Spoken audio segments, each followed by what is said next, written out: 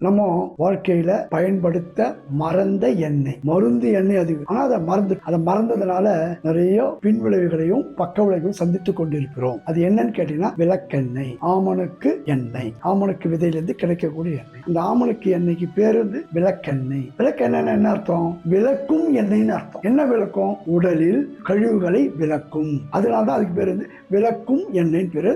அது மறுவி விளக்கெண்ணெய்னு ஆயிடுச்சு. சரிங்களா? அந்த விளக்கெண்ணெயை எப்படி சாப்பிடலாம் அப்படின்னா, 2 ஸ்பூன் விளக்கெண்ணெய், 1/4 ஸ்பூன் உப்பு போட்டு அந்த விளக்கெண்ணெய் ஊற்றி நல்லா குழைச்சி நாக்கால தொட்டு ருசிச்சு சாப்பிடணும். சாப்பிட்டுட்டு ஒரு டம்ளர் சுடுதண்ணி குடி. எளிமையா உடனே மலம் கழியும். இது அந்த காலத்துல நம்ம பாட்டிமார்கள் மூதாதையர்கள் கண்டுபிடிச்சு வச்ச ஒரு விஷயம். இது பிடிக்காதவங்க வயிற்றுக்குள்ள வலி பிரச்சனை வரும்போது சர்க்கரை, நம்ம வெள்ளை சர்க்கரை தான், அந்த சர்க்கரையில கலந்து குழைச்சி அதே போல நம்ம சுவைச்சு சாப்பிட்டோம் அப்படின்னா அந்த வலியும் போகும், கழிவும் நீங்கும். இப்படி சாப்பிட முடியாதவங்க இப்படி சாப்பிட்டுக்கலாம். ஆனா சாப்பிட்டுட்டு 2 அல்லது 3 சுடுநீர் அருந்த வேண்டும். இதுதான் முக்கியமான விஷயம். குடிச்சிட்டு இருக்கலாம். 3 டம்ளர்ல 5 டம்ளரோட குடிக்கலாம். குடிச்சிங்கன்னா அந்த மலம் நல்லா வழுக்கிக்கிட்டு ஃப்ரீயா உள்ள இருக்கிற கிருமிகளை, நுண்கிருமிகளை அழிக்கக்கூடிய எடுக்கக்கூடிய தன்மை இந்த விளக்கெண்ணெயில இருக்குது. எடுத்துக்கிட்டு அழகா வெளியே வந்துடும். குழந்தைங்களுக்கும் இப்ப இந்த காலத்துல கொடுக்கறது கிடையாது. வேண்டாம், குழந்தைங்களுக்கு கொடுத்து நீங்க பார்க்க வேண்டாம். பெரியவங்க நீங்க சாப்பிட. நன்றி, வணக்கம்.